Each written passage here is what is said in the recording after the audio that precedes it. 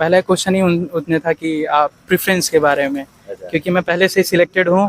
तो मेरा प्रेफरेंस पूछा उनने कि कौन कौन सा प्रेफरेंस भरा है।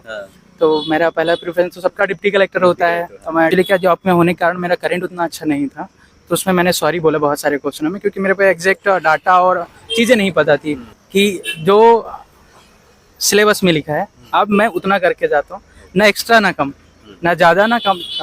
जो सिलेबस में लिखा है मैंने उतना किया, उसके दम पे मैं आज दूसरा इंटरव्यू दे रहा हूँ। और नमस्कार दोस्तों, जैसा कि आप जानते हैं एमपीपीसीएस के भी इंटरव्यू चल रहे हैं और हम बिल्कुल कमीशन के बाहर हैं, आयोग के जस्ट बाहर, और सर अपना इंटरव्यू देकर के आए हैं अभी फिलहाल। तो सर का इंटरव्यू का एक्सपीरियंस जानेंगे। सर सबसे पहले आपका बहुत बहुत स्वागत है। धन्यवाद भैया, धन्यवाद। कैसा हो गया सर आपका इंटरव्यू? सर अच्छा था।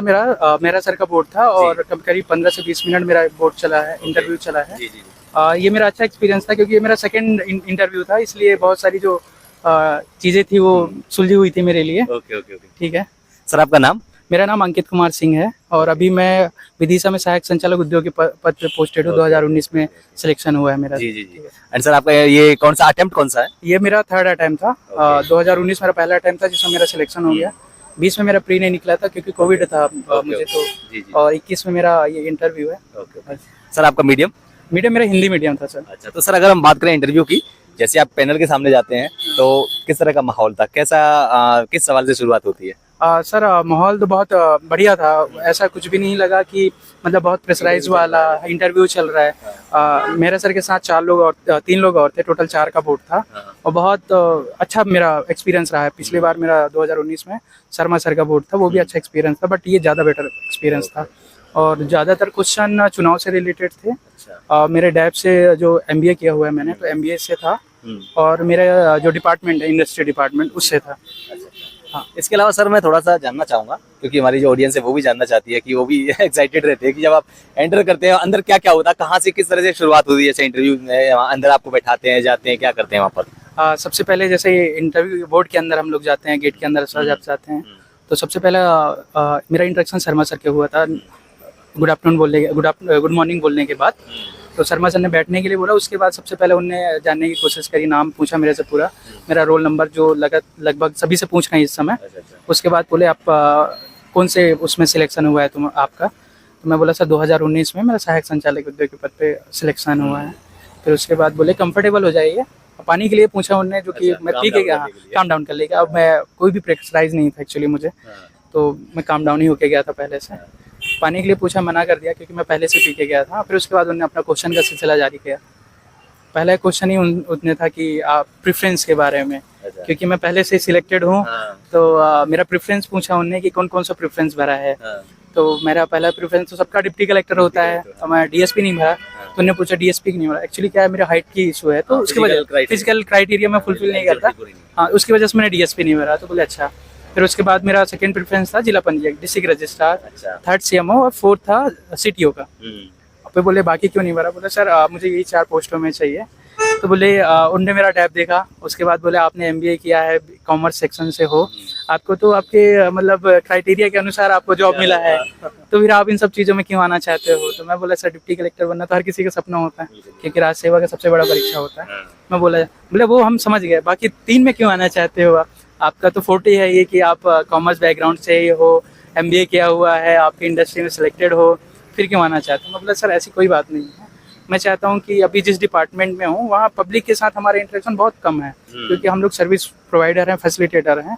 मैं चाहता हूँ कि सर जहाँ मैं जाऊँ या अगली पोस्टिंग मेरी जिस उसमें मेरा सिलेक्शन हो, तो मैं चाहता हूँ कि पब्लिक के अंडर में पब्लिक के साथ रह के काम कर सकूँ, इसलिए मैंने ये 3 पोस्ट अलग से चुना हुआ था। मुझे लगता है सर, क्योंकि लाइक एक ऐसा इंटरव्यू रहा जैसे कि एक फैमिली से बात कर रहे हो, बैठ के आराम से डिस्कशन हो रहा है 1 to 1 इस तरह से ना। बिल्कुल। अंत में जब मैं जाने लगा तो उन्होंने बोला कि ये तुम्हारा इंटरव्यू नहीं है, फिर भी 2 कुछ क्वेश्चन पूछना चाहते हैं। उन्होंने 2-3 पर्सनल क्वेश्चन पूछे जो नहीं बता सकता मैं। तो वो बोले कि इंटरव्यू की हिस्सा नहीं है, आप बेसिक बता सकते हो। तो ऐसा था कि हाँ, बहुत मतलब क्वेश्चन ऐसे थे कि आपने अगर डैप बहुत अच्छे से किया हुआ है, जो कि जरूरी है, डैप इसीलिए भरवाते हैं, अगर डैप आपने पूरा कंप्लीट करके रखा हुआ है तो आपसे डैप अगर कंप्लीट है तो डैप आपका बहुत अच्छा इंटरव्यू जाएगा। और आपने अगर करंट करके रखा है, एक्चुअली क्या जॉब में होने के कारण मेरा करंट उतना अच्छा नहीं था, तो उसमें मैंने सॉरी बोला बहुत सारे क्वेश्चनों में, क्योंकि मेरे पे एग्जैक्ट डाटा और चीज़ें नहीं पता थी। गलत और तुक्के मानने से अच्छा है कि आप सॉरी बोल दो, जो बेस्ट आंसर होता है वो, क्योंकि आपने पहले ही मान लिया कि आपने नहीं पढ़ा है।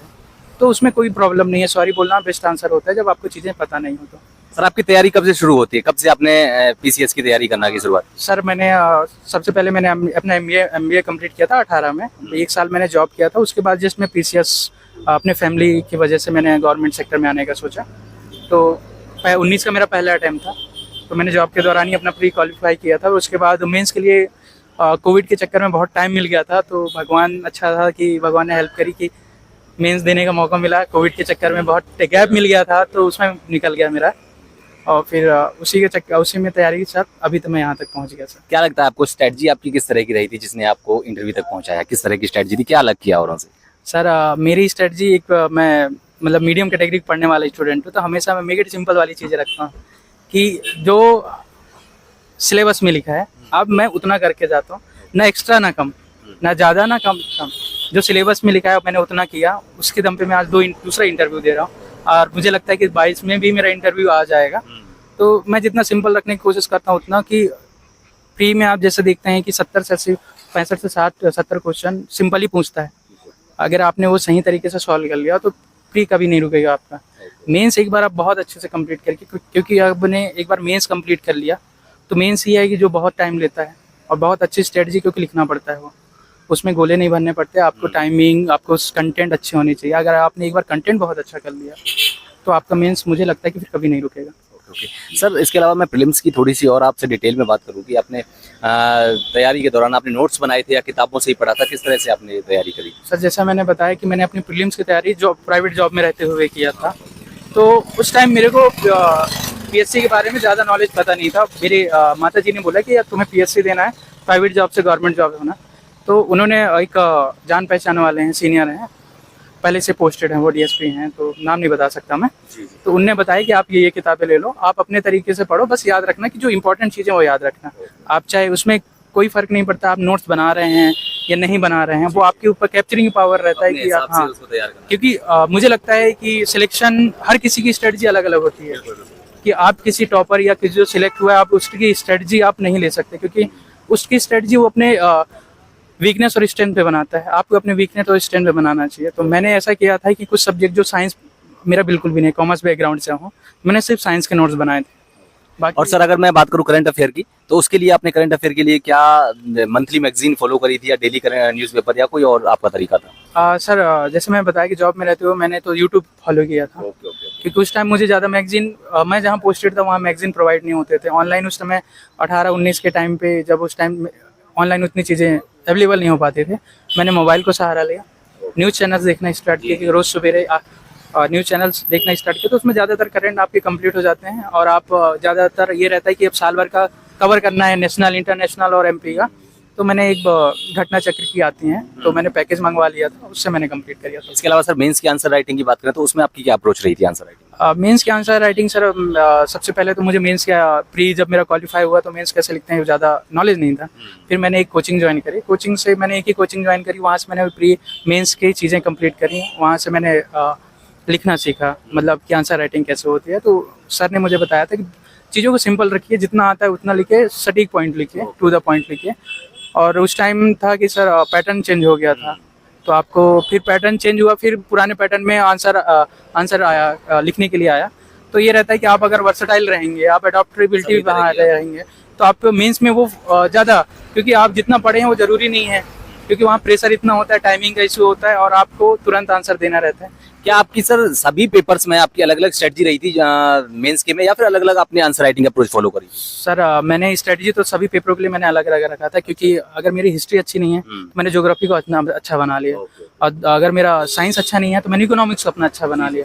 तो ऐसे ही करके मैंने अपने सभी सब्जेक्ट को एवरेज में लेके आया, ताकि मेरा सिलेक्शन एवरेज बेस पे अच्छी जगह हो जाए, जो कि 2019 में वो रिजल्ट देखने को मुझे मिला। इस सब के अलावा सर मैं अगर बात करूँ थोड़ा सा, अगर जो बच्चा तैयारी करने आना चाह रहे हैं वो कहाँ से स्टार्ट करें? सर देखिए, तैयारी करना आना चाह रहे हैं तो सबसे पहले मैं मानता हूँ कि तैयारी करने का किसी प्रेशराइज के मतलब कोई ना करे, आप अपने मन से तैयारी करने आए, क्योंकि आप अपने मन से तैयारी करने आएंगे तो मुझे लगता है कि ज़्यादा अच्छा अपना टाइम दे पाएंगे। अगर कोई प्रेशराइज कर रहा है, घर से प्रेशराइज कर रहा है, घर वाले तो आपके लिए अच्छा ही सोचते हैं, बट क्या होता है कोई विद्यार्थी पढ़ना नहीं चाहता, उसको आप जबरदस्ती पढ़ाओगे तो बेमन पड़ता है। Okay, thank you sir and all the best sir. हम उम्मीद करेंगे आपका इस बार सिलेक्शन हो जाए। Thank you sir.